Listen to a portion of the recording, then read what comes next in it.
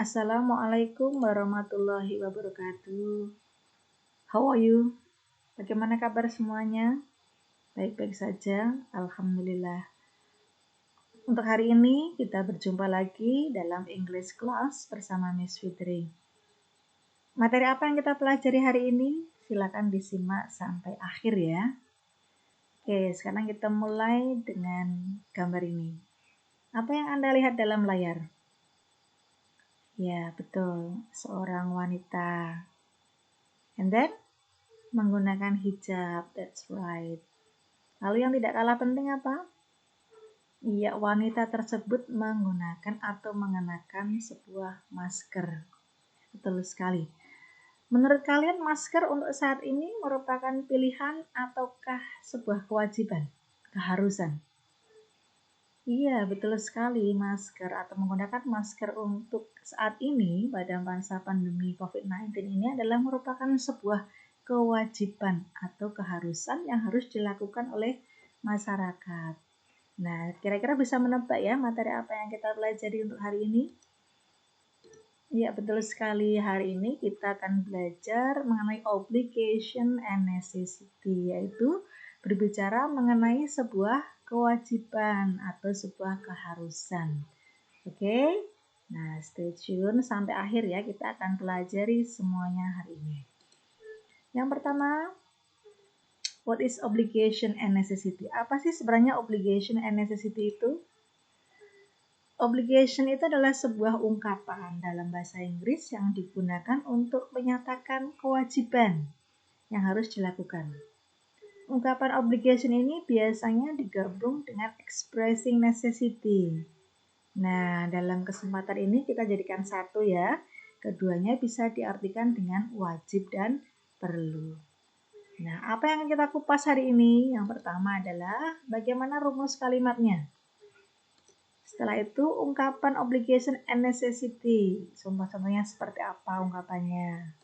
Kemudian kita akan lihat juga dalam bentuk dialog singkat. Sudah siap ya? Oke, kita mulai dari yang pertama. Struktur kalimat menyatakan obligation and necessity.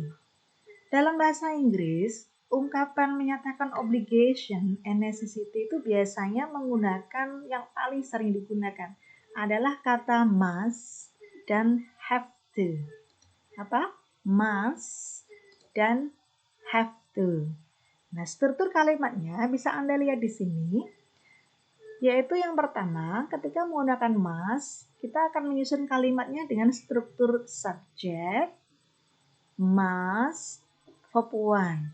Jadi kita menggunakan subjek, kata must diikuti dengan verb satu. Yang kedua, kita juga bisa menggunakan subject, has or have to, verb one.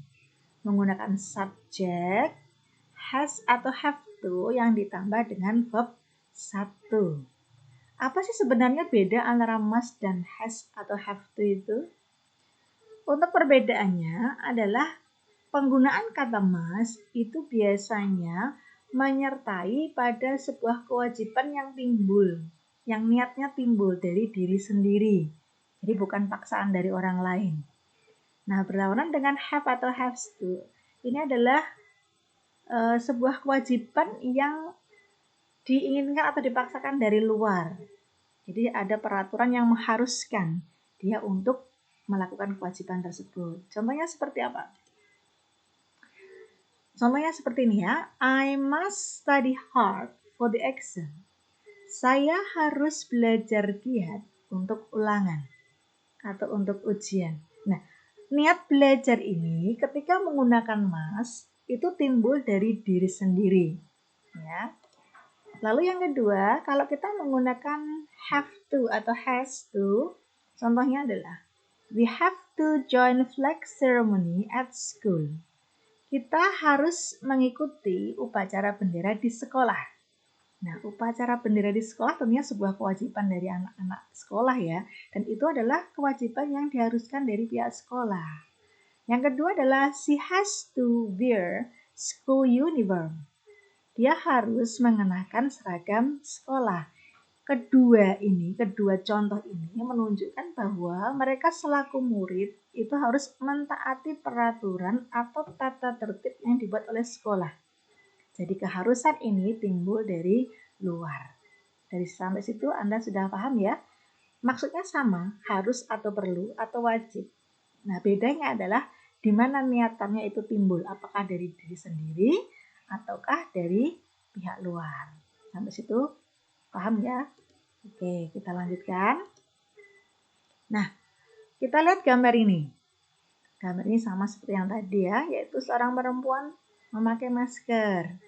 Kira-kira kalimat yang bisa kita buat dari gambar ini yang menunjukkan sebuah kewajiban itu seperti apa? Oke, we have to wear a mask. Kita harus memakai masker. Di sini boleh pakai have to ya. Kenapa? Karena kewajiban ini adalah kewajiban yang diharuskan dari pihak luar, dari pihak pemerintah, dari pihak kesehatan. Itu mewajibkan kita untuk selalu menggunakan masker. We have to wear a mask. Kita harus menggunakan atau mengenakan sebuah masker. Contoh yang kedua. Nah, ini gambar apa? Gambar mencuci tangan. Ini juga sebuah kewajiban ya sekarang. Jadi kita harus sering-sering mencuci tangan. Nah, kalimat seperti apa yang bisa kita buat dari gambar ini? Perhatikan, kita bisa membuat kalimat dengan we must wash our hands often. Kita harus sering-sering mencuci tangan. Mencuci tangan itu sebenarnya bukan sebuah kewajiban yang harus dipaksakan dari luar. Seharusnya ini sudah timbul dari diri kita sendiri. Demi menjaga kesehatan, kebersihan, tentunya kita punya niatan dari diri kita untuk selalu menjaga kebersihan. Salah satunya adalah kebersihan tangan. Maka di sini kita boleh menggunakan kata must, atau lebih tepatnya kita menggunakan kata must ya. We must wash our hands often. Kita harus mencuci tangan sesering mungkin. Oke? Nah, gambar yang ketiga adalah physical distancing. Selama pandemi ini kan kita diwajibkan untuk menjaga jarak ya dengan orang lain. Ya, di sini kalimat apa yang bisa kita buat? We have to keep our distance. Kita harus menjaga jarak. We have to keep our distance. Kita harus menjaga jarak. Di sini boleh pakai have to ya. Kenapa? Karena biasanya jaga jarak itu di tempat umum dan biasanya juga ada rahasia atau mungkin ada pengawasan terhadap seseorang yang berkerumun untuk menjaga jarak. Jadi ini ada unsur dari pihak luar yang mengharuskan kita untuk menjaga jarak, terutama di tempat-tempat umum atau kerumunan massa. Sampai situ paham ya? Oke, good. Nah, sekarang kita observe the dialogue. Oke? Nah, ini anak sekolah. Dialog yang pertama, Anda perhatikan, ini kalimat yang digunakan juga masih simple sekali. Oke, dialog antara Melly dan Sylvie. Morning Sylvie. Morning Mel. Hey, you look in a hurry. I have to arrive at class before 6:30. Do you have to come that early? Yes, I do. Mr. John will start the class at 6:30. He wants to give extra lesson. Nah, di sini ada keharusan yang muncul. Bisa kamu menemukan kalimatnya atau ekspresinya? Coba dicermati sebentar.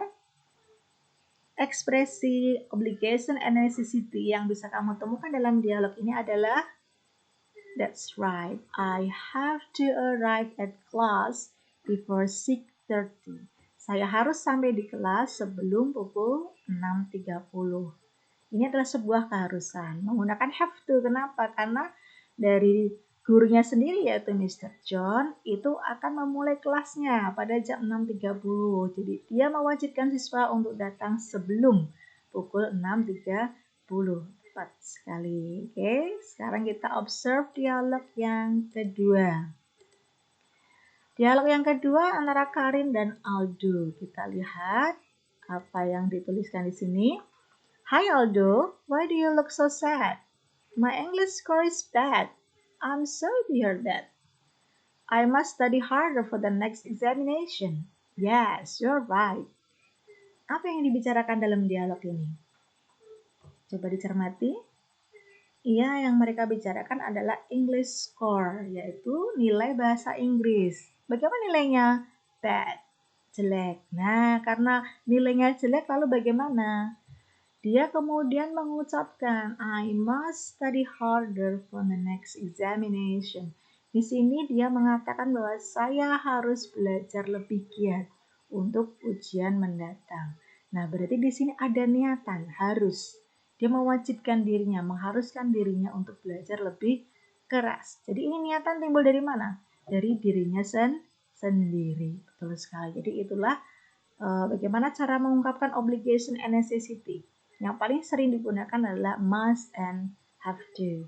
Ya, di mana satu niatnya timbul dari sendiri yaitu penggunaan must, kemudian have to itu dari pihak luar. Oke? Oke, good. Nah, sekarang untuk memperdalam materi, Miss Fitri akan memberikan sebuah dialog. Tolong dialog ini Anda pelajari, Anda cermati, di situ apa yang sedang dibicarakan, kemudian ekspresi obligation and necessity apa yang diucapkan, silakan didalami kembali, dibaca dengan cermat. Setelah itu, ada 5 pertanyaan yang harus kalian jawab berdasarkan dialog tersebut. Sampai situ paham ya dengan tugasnya? Oke? Oke, good. Nah, kalau sudah paham dengan tugas yang diberikan, untuk hari ini saya cukupkan sekian. Kalau masih merasa agak bingung dengan apa yang sudah dijelaskan, mohon untuk dicermati kembali dari awal, apa itu obligation, apa itu necessity, lalu bagaimana rumus kalimatnya, kemudian seperti apa contoh ungkapan kalimatnya, dan seperti apa contoh dialognya, dan akan diperdalam dengan tugas dialog yang terakhir, yaitu menjawab 5 pertanyaan. Sampai situ saya cukupkan sekian, mudah-mudahan membantu kalian dalam belajar. Oke? Oke, see ya. Assalamualaikum warahmatullahi wabarakatuh.